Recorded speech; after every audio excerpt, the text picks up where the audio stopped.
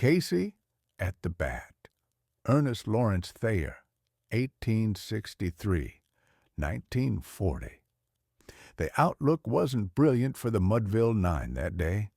The score stood 4-2 with but one inning more to play, and then when Cooney died at first and Barrows did the same, a pall-like silence fell upon the patrons of the game. A straggling few got up to go in deep despair. The rest clung to the hope which springs eternal in the human breast. They thought, if only Casey could but get a whack at that, we'd put up even money now, with Casey at the bat. But Flynn preceded Casey, as did also Jimmy Blake, and the former was a hoodoo, while the latter was a cake.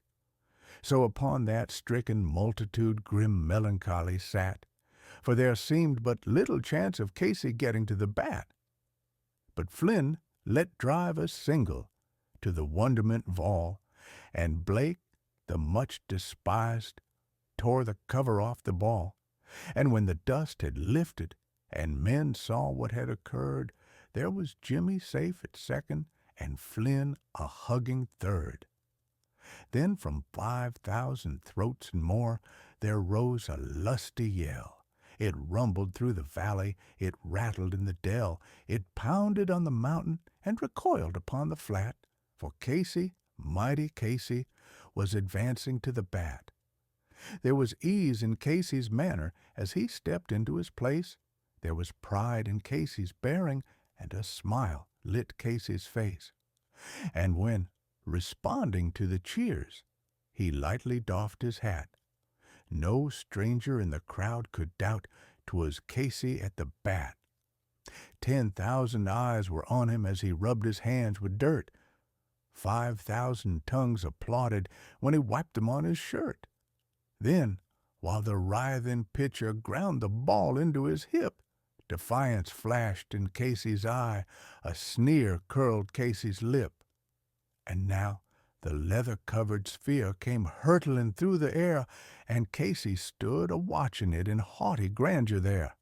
Close by the sturdy batsman the ball unheeded sped.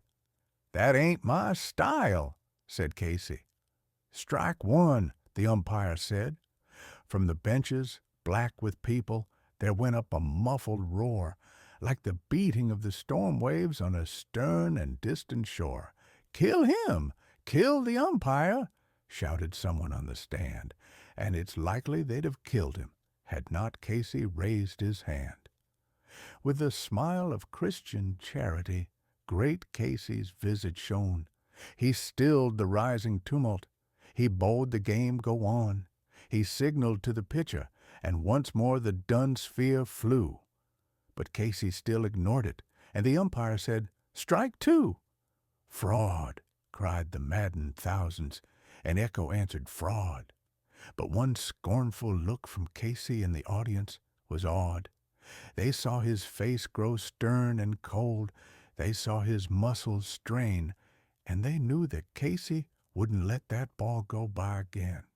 The sneer is gone from Casey's lip. His teeth are clenched in hate. He pounds with cruel violence his bat upon the plate. And now the pitcher holds the ball, and now he lets it go, and now the air is shattered by the force of Casey's blow.